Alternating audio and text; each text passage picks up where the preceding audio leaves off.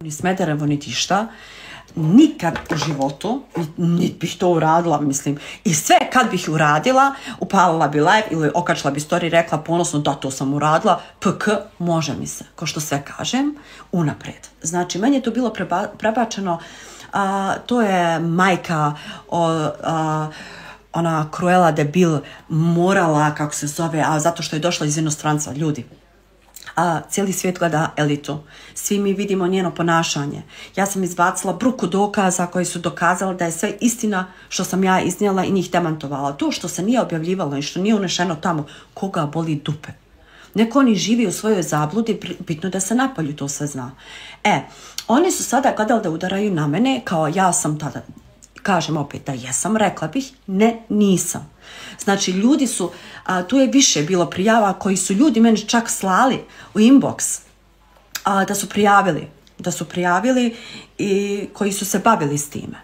Kad sam ja počela da budem optužena, ja vam iskreno kažem, ja nisam ni intervju gledala od vještice majke Cruelle de Vil, nisam stvarno, nije me interesovalo, jer znam da nema ništa pametno da kažem, to je išlo preko nekih novinara i tamo i ušla sam u komunikaciju sa osobom koja je plaćena da njih štiti.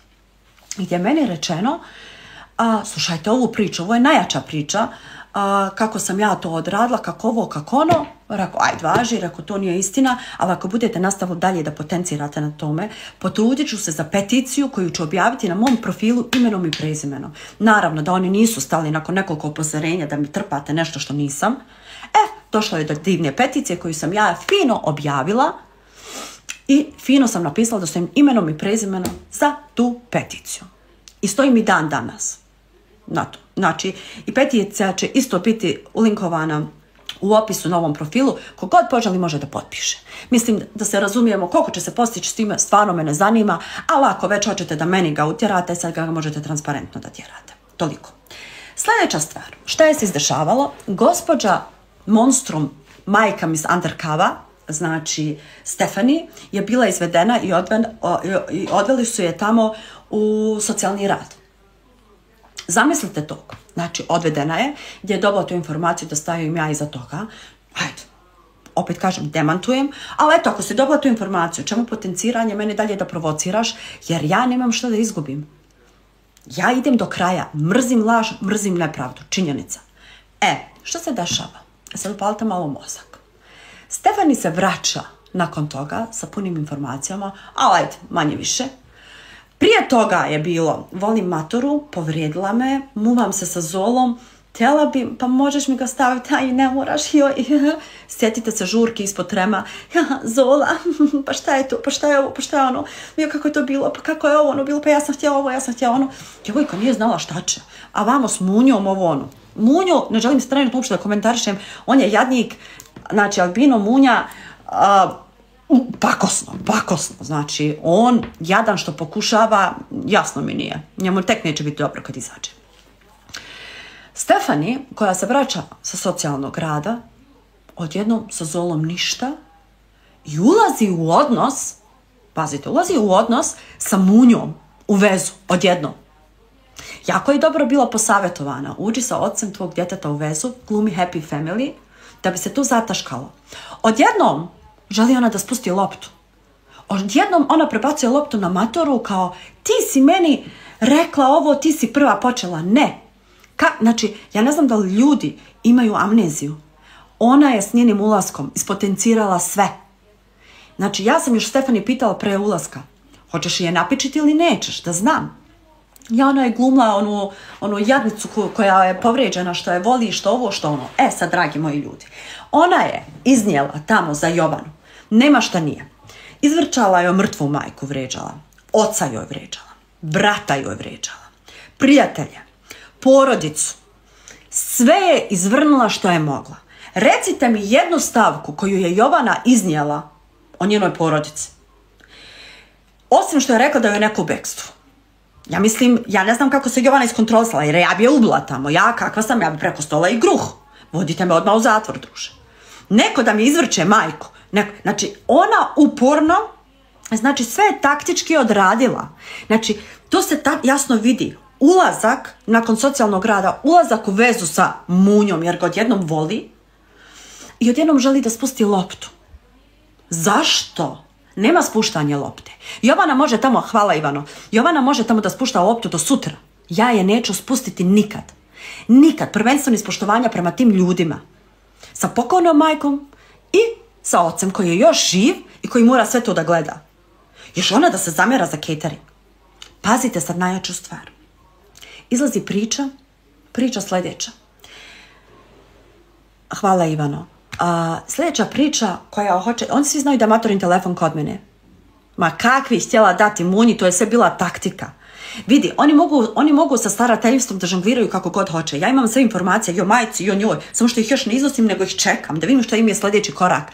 Jer ja neću da budem ta koja je udarila bez milosti, jer ja nisam takva. Igramo se tenisa, vi bacite loptu, ja je vratim. I sve tako u krug. Znači Stefani, i da joj oduzmu starateljstvo mogu dati majka, ali ja ću majku onda usret. Ja stati neću. Moje mišljenje, iskreno, ako je Munjino dijete, u što iskreno sumnjam, je da dobije Munjina majka. Ono je za mene prava gospođa, ona je za mene osoba koja mogla i može tom djetetu pružiti ispravno djetinjstvo i pružiti mu nešto, jer oni nisu u stanju. Oni, Luna Parko, koliko imaju oni žetona, a druže, toliko su im i prolazili kroz onu stvar. I jedno i drugoj. Da se razumijemo. I vraćamo se na sljedeće. Znači, to je sada ovo neki mali uvod u sve to. Gdje, znači, ona sve planski to odradi, hoće svjesno da spušta loptu. Naravno, matora koja je tamo skroz u autu psihički jedva dočekala. Ja ne mogu da zaboravim to. Ja ne mogu da zaboravim iznešene stvari. Samo evo vezano za njenu porodicu. A kamoli tek. Šta ćemo sa pjevanjem? Što je pjevala? Što je pjevala pjesmu? Sada pre par dana. Jel iko ustao tamo to da osudi? Kakvi su to ljudi? Zamisli, znači, nije prošlo 2 mjeseca. Još je pozdravlja. Druže, ne bi te bilo. Munja, koji je u više navrata opsovao matoroj mrtvu majku, ne znajući šta se njemu kući desilo da mu je baka umrla. Karma je čudo. Želim samo Munjinu mamu, jer ta žena to ne zaslužuje, da ima onakvog monstruma od sina. I batalte me manipulacije kao ona ga izmanipulisala. Vidite, to su situacije gdje nema oprosta. Gdje nema, znači ne može. A tek da ne počinju što je mene uvlačiti moj privatni život i sve to. Zato će tek iskihat. Znači, dotle još nisam ni došla. Tako da, dragi moji ljudi, Jovana je se više puta izjasnila da ona ne želi da se iznosi bilo šta iz njihovog života. Ali mene boli briga, ja ću iznijeti. Jer ja imam kaprici princip neki svoj. Ne može niko zaustaviti tu priču zato što je njoj došao socijalni rad i sad njoj to odgovara da ona spusti loptu nakon što je ona sve one bljuvetne iznijela. I nju dovela 100 puta do nervnog sloma. Neće moći. Kod mene to ne može. Ja sam zlopamtila i kraj tačka. Ulazi u odnos sa Munjom. Happy family, jao, bit ćemo sretna divna familija. Važi, kako da ne. Šta smo mogli da vidimo? 2 puta eskalacija od Stefani monstru wannabe Miss Undercover majke. Jeste mogli da ispratite? Ako niste, okačit ću vam ja sve uz ovaj videoklipove, nije nikakav problem. Uhođenje Munje, tuče Munje, provokacije Munje, iznošenje detalja obećano drugo mjesto, da je znala sve za trudnoću, da je svjesno zavlačila matoru, da je svjesno lagala matoru, da je tražila financijsku podršku i omogućila sebi boravak ne u rupi sa 6 djece i onom babarogom kao majkom. Znači, Stefani u životu catering nije ni vidjela da nije bila sa matorom, da se razumijemo. A Stefani je sve priznala Munji ispod deke i nakon njihove svašće sve se to iznijelo. Vidjeli smo njeno klasično ponašanje. Zamislite osoba koja ima problem sa socijalnim radom, zna da je ugroženo starateljstvo i dijete, koja je sve prepisala na matoru, uhođenje ljubomora, sueta, tuča, sve što je optužila matoru pokazala je u odnosu zajedno sa Munjom. Agresija, neartikulisanu, neurotična, psihopata, bolesna djevojka. Sve je to ona pokazala I dalje stoji tamo i to optužuje. Pritom, sve je priznala. Niko se ne zapita tamo. Niko ne vodi polemiku. Zašto? Znaš što je izgovor? Ja sam to rekla u afektu. Majke ti. U afektu. A kako? Šta si pričala onda u afektu da utjeraš maturu što je ona ušla sa Draganom u neki odnos? Tako da, dragi moji, sva priča propada u vodu, nego se ja pitam šta je s onih 50 ljudi što sjedi tamo. Jel moguće da niko ne ustane, ne osudi morbidno vređanje, ne osudi njeno ophođenje ponašanje? Gledam kad Čavenda tamo recka jede dok ova maltretira Munju. Pa gdje je ta velika majka Kurčavenda od 2 sina koja priča o zakonu i ovom i ono kad se radi od maturu, krke, gleda kako ga ova uhodi i šta mu radi psihičko maltretiranje. I ni riječ ne kaže. Sad vas ja pitam, gdje je tu pravda? I onda vi mene pitate zašto ja to radim.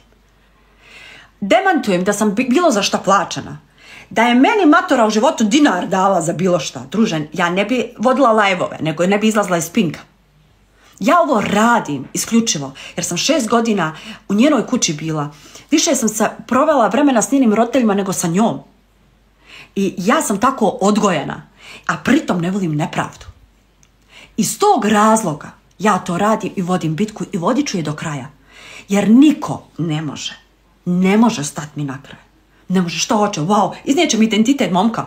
Evo, potresla se. Boli me ona stvar, izneste. Dalje, ne, opet kažem, ja ne ulazim u ratove, nikada, ako neko ima šta u ruci protiv mene. Nit sam kurva, nit se drogiram, nit pijem, nit hodam, nit se je. Znači, šta mogu? Da kažu, wow, zlo. Ne znam. Tako da, sve što ona iznosi je jedna prosta laž, pokušanje pranja i sve to. Ona sa njenim ponašanjem, sa njenim klipovima pokazuje sve. Šta je bilo posle te svađe? Bila je bačina. Jel' tako? Karala se, samo tako pravili malom kosti bracu ili sjeku, ne znam, vidjet ćemo. Razumijete? A isto toj matoroj su prebacivali kako je ona mogla nakon te brutalne svađe da uđe u bilo kakav odnos opet sa matorom. Znači sve što su Jovani prebacivali oni su radili. Evo još jedan primjer. Jel Stefani cijelo vrijeme zamjerala matoroj druženje sa Aneli, krivla mene je situ, ne znam nija koga mi nagovorili, mi ovo ono kako mogla, ona je rekla da joj se dijete treba oduzeti. Šta smo gledali mi noćas? Šta smo mi gledali noćas? Eno je kod Aneli u krevetu i trača i ha i pričaju bajke o Janjušu. Izvini, zar ti nisi sada mjesec i po zamjerala matoru istu tu situaciju što ona dobra? A što si ti dobra? Jesmo vidjeli noćas svađu šta mu je radila? I jel vi vidite kad ona ispizdi šta ona radi? Nećeš, ne možeš, eto me, evo me, ja ću ovo, ja ću ono. Razumijete? I onda se čudi što je neko prijavljen na socijalni rad. Ljudi, a sve i da to ništa ne uradi. Majka koja se tek porodila,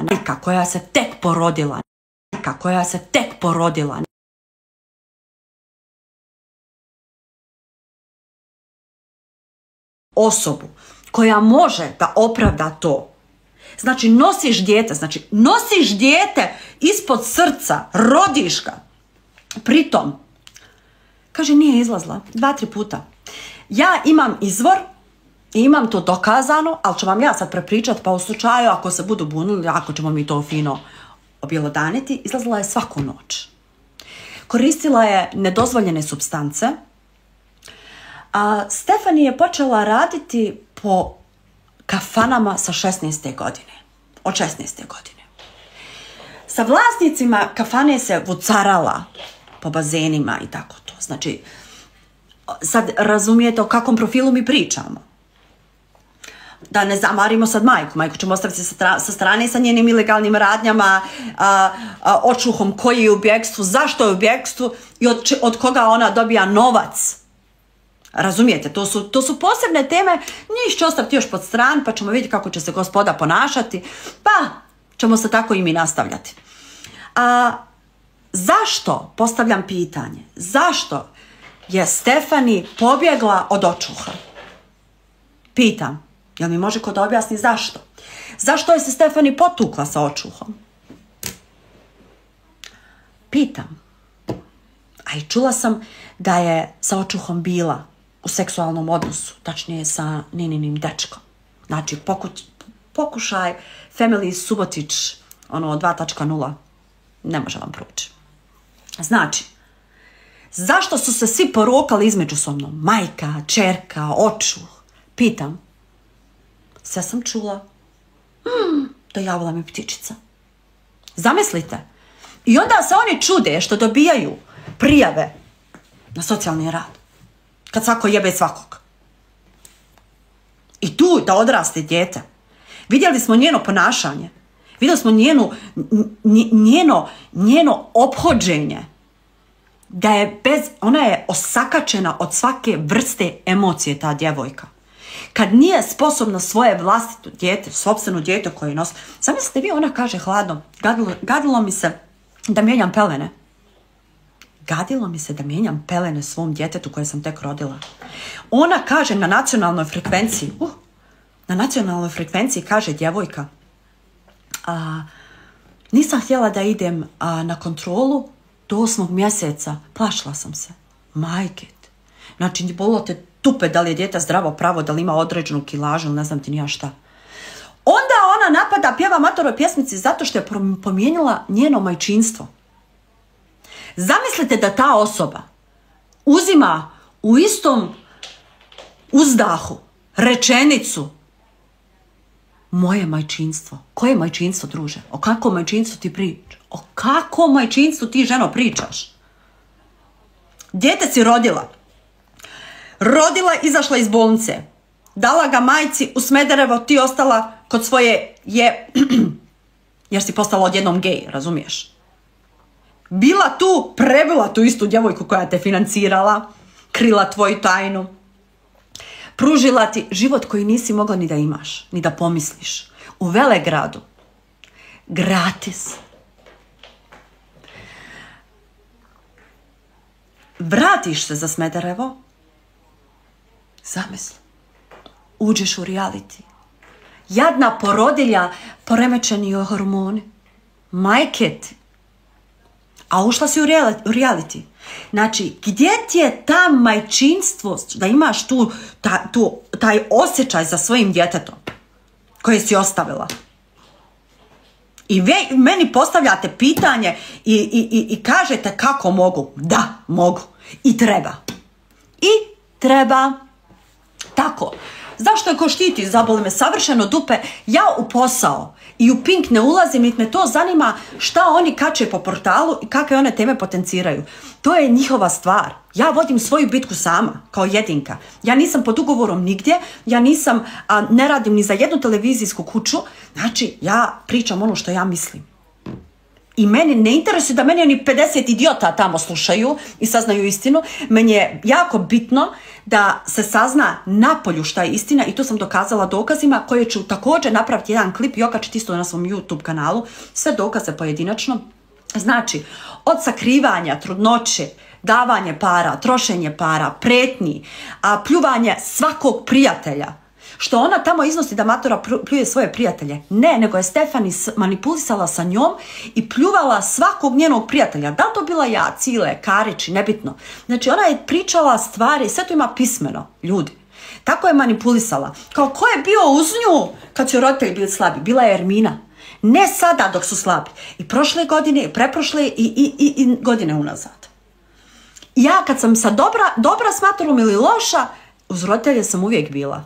Samo što ja to nisam pričala. Zamislite vi, kaže ona, hvala vam ljudi za giftove, stvarno ne obraćam se ja kad krenem tako da pričam u te teme, ne gledam ništa dole. Znači, kaže ona, što mi je najjače od svega, kao Ermina se na G kod njenog tate. Čovječe, ja tog čovjeka, znači, ja živim u Austriji. ovdje postoje posebne kobasice koje se zovu Keza Krajina, koje se nemaju kupiti u Srbiji. Matorin tata, dok je radio u Salzburgu, volio je te kobasice i pio uvijek je dušu kafu. I već 3 godine unazad, jedina mu je želja, svaki put ja kad dođem kod njih, ja njemu donosim te kobasice i tu kafu. Znači, to je neki ritual naš. Sam se da se ona ufatila za to. A što ne priča mala, da ne psujem, šta? Znači, fake mama, kad sam njoj donesla gumene bombone, hoće ovo punu kesu kupim ovdje, donesem njoj zato što joj se jedu gumene bombone i ne znam ti ni ja šta.